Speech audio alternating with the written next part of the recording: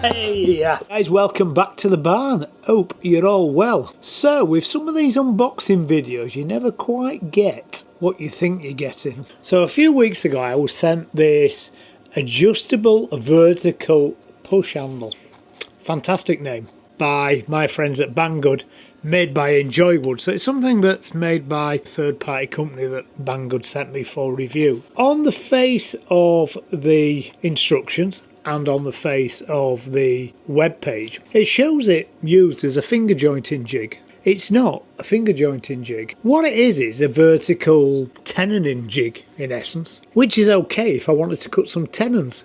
But with the build of the workshop, my plan in a week or two is to build a lot of boxes to go under the bench here for my tool storage. Now I know you can make finger joint jigs quite easily. I've just been and looked at a video on YouTube which actually never shows it being used to cut wood. It shows it pretty much set up exactly as this is in the router table, but at no point does the guy who's demonstrating it actually cut any wood. And I can't find any other videos on YouTube about it.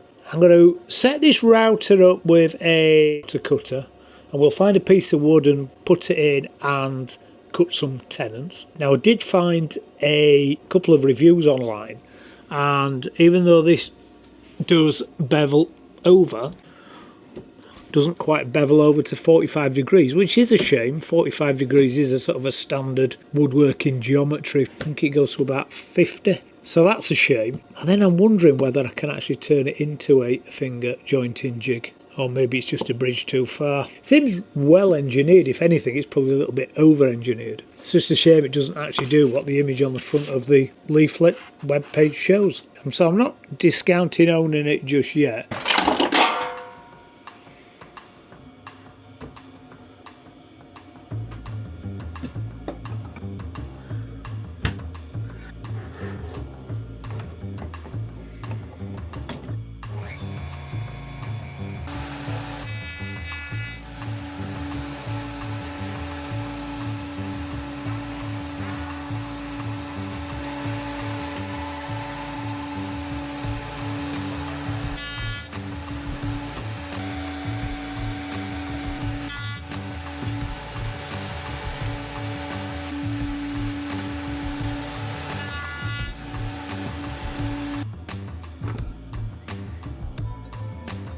Okay, so straightforward tenon, nothing wrong with that.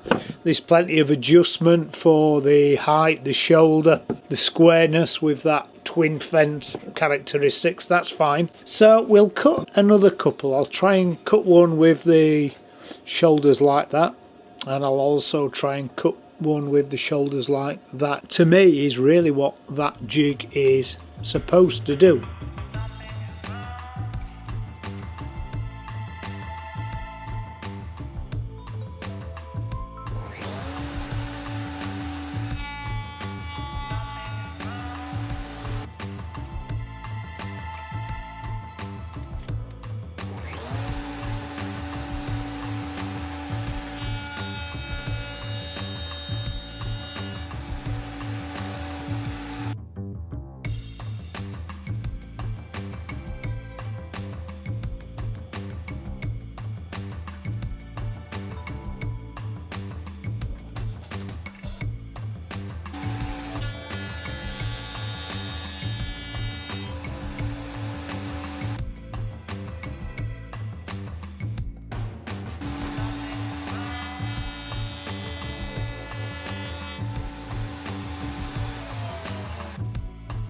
So it's absolutely possible to cut angled tenons, half laps on this. In that plane, you've just got to keep your shoulders equal by changing the direction of the fence. And in this way, I'm not sure I'd recommend this if I'm honest. In this way, you've got to run through on one direction and then run the opposite on the other, or else you'd get like a V shape like that in your shoulders, which wouldn't work. I've overcut it anyway because I've got a tenon that's about 3mm thick or wide, but of course to do that you've got to run the opposite way because of the rotation of the cutter. You're running the risk of the cutter, if I had a smaller cutter it'd help. This is a 25mm cutter, running the risk of the cutter colliding with this base plate. And I have to say, even though it's correct to run that way against this side of the spinning router cutter, it feels very bizarre to do that. It feels all wrong, even though it's right. So maybe I wouldn't recommend doing that. So that's actually what this thing is designed to do. Should you have the need to cut tenons in this plane, maybe things like chairs or other furniture that's got a strange geometry. Let's see if I can make a finger jig out of this thing.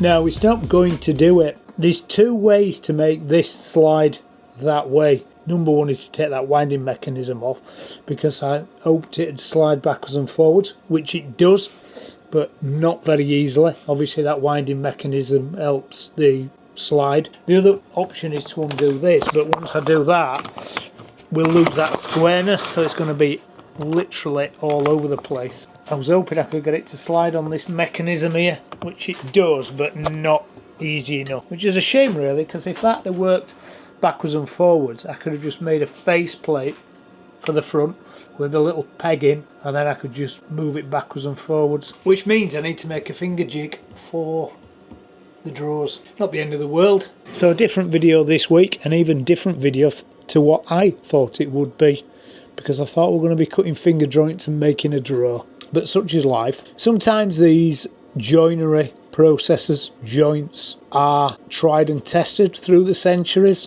which is why they do exist. And trying to recreate the wheel to do the same thing as we've been doing by hand for a long time actually has more complication than it does simplification. I much rather cut a tenon on some angle by hand than I would with that. I guess the advantage of something like this is if you've got to do a lot. If you was making mass run of tenons, then you could set it up and do it. I don't really do that, but never mind.